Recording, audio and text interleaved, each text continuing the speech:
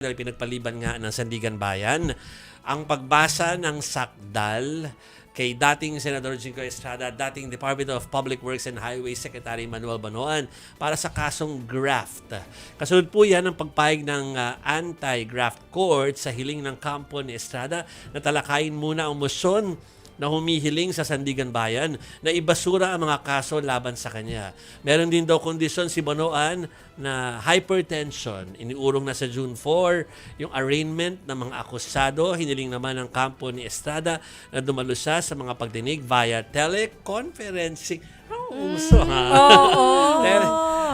Via ano to ha? Zoom ha? Hindi Pero online lahat. Hindi naman botohan eh. oo, so etong i-welcome na natin si ano muna. Mamaya na yung Banoan issue kasi si Jazz yun eh. Okay. Unahin natin si Arles para doon naman sa mga ganap sa Sandigan Bayan kanina.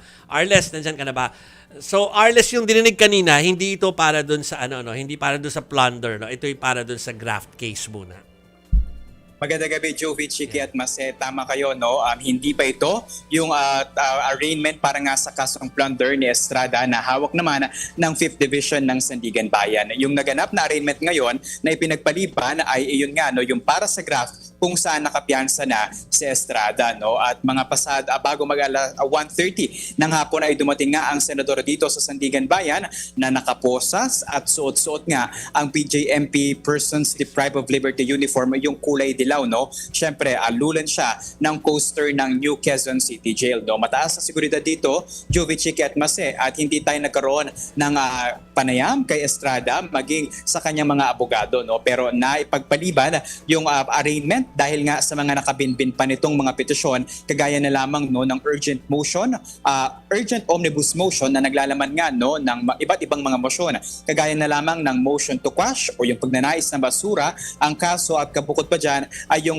motion nga, no, na mairemand o maibalik ang kaso na ito sa Department of Justice, Office of the Ombudsman, para muling investigahan, no, dahil talagang yung posisyon, no, nila Estrada nananatiling ganoon. Pero tila may miscommunication lamang kanina nung nagsisimula na nga yung arraignment, kasi itong si Estrada, Jovi, Chiki at Mase, ay nagtaas ng kanyang kamay at hiniling nga sa husgado ng 2nd Division na kung maaari ay personal siyang maghayag, no, ng kanyang nais dahil gusto niya sana na ma-arraign na ngayong araw. Pero doon, medyo nagkaroon sila ng disconnect ng kanyang abogado dahil hindi pa pwedeng maisagawa ang arraignment kung hindi pa naibibigyan ng resolusyon na kanilang mga ihinihain dito nga sa Sandigan Bayan. Naghain kasi sila eh. Naghain sila eh. So hindi talaga pwede dumiretso ng arraignment kahit yung pag-plea bargain, no, kung guilty man or not guilty, hindi yun pwedeng agad-agad. Kailangan may legal na proseso at syempre bilang pagkilala ito doon sa karapatan ni Estrada.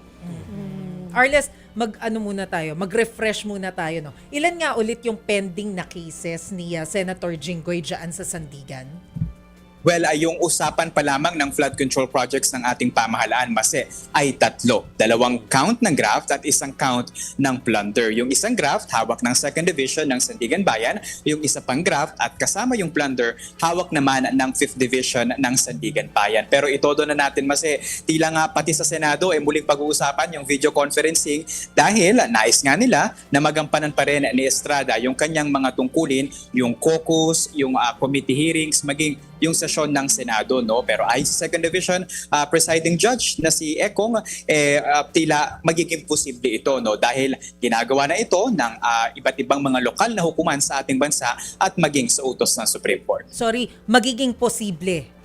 Magiging posible dahil bukas pa lang nila formal na hihilingin sa 2nd Division at 5th Division na maging video conferencing na nga lang yung magiging pagdinig kay Estrada.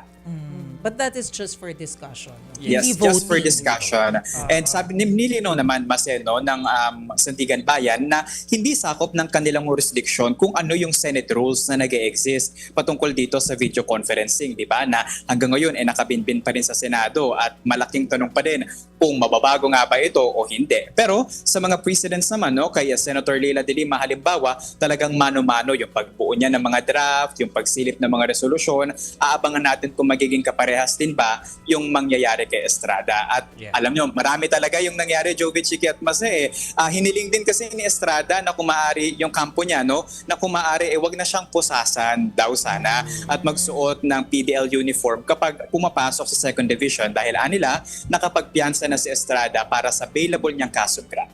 Ayun. Okay. Sige. Thank you, Arles. Salamat, Arles! Maraming salamat, mobile journalist Arles de los Santos.